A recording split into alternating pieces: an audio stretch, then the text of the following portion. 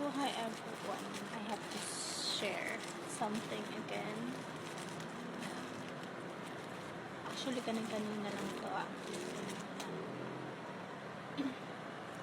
So galing ako ng school, hinahatid ko yung alaga ko. Lakad kami, pauwi na. So paglakad namin, siyempre nagtatricycle lang kami. Tumawag na si kuya. Sabi niya, "Ate, saan po kayo?" Tapos sabi ko, sa may lang po, yung address namin. Tapos sumakay na kami. Biyahe na siya. Then bigla ko napansin yung sulat. Oo, yung sulat niya doon sa parang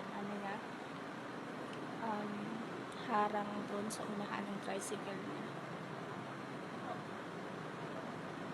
Then naka-indicate doon sa sulat niya. Hindi ko alam kung ba't napansin ko yun. So naka-indicate doon sa sulat niya. Sabi niya, bawal tayong tamarin kasi di tayo mayaman. Yun mismo yung nandun sa sulat. And then ako natahimik, tapos napaisip ako nun kanina. Tapos tinignan ko siya. Bata pa siya. Oo, pero hindi sa pag-judge siya. Parang may na siya, may pamilya na. Oo. So yun.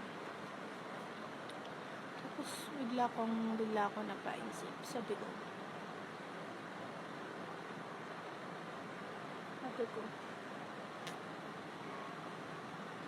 siguro ko nakikita lang ng taong to yung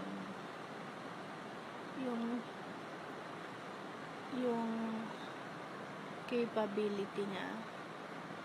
Siguro yung sipag niya may patutungo. Isipin na lang, no? Like, ako normal na lang, na tao lang.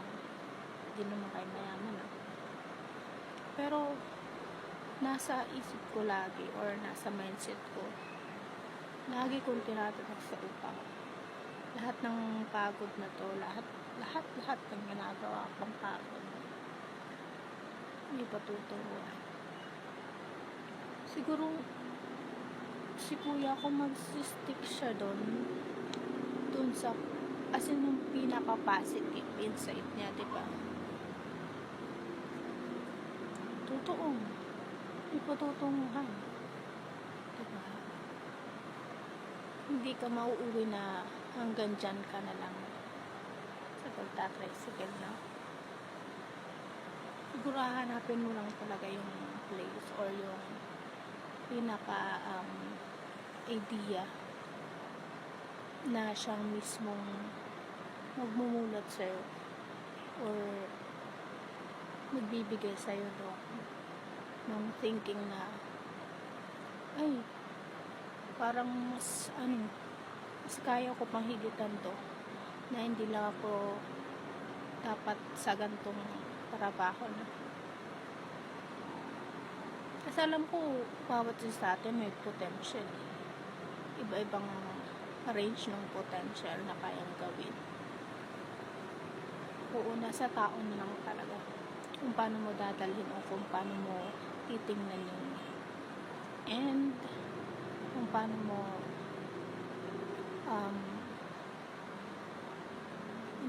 kung paano mo siya gagamitin. Oo. So ayun lang, nakita ko lang kasi parang nakuha ko ng niya, nung nakasulat sa niya ngayon, tapon sa tricycle. Sabi ko, eto talaga, believe it or not,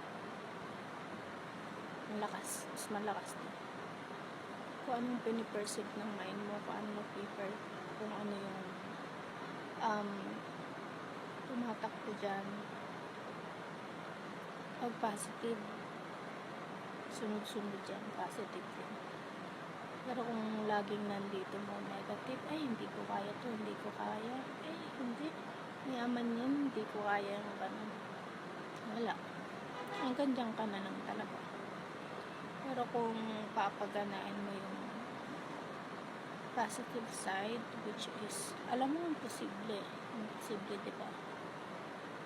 Pero, kung lalakasan mo yung ano ko yung mindset, imposible. Pero pwedeng maging posible. Kaya mo yan? Wala estado yan. Wala estado yan. Diskarte. Yan lang. Bye-bye.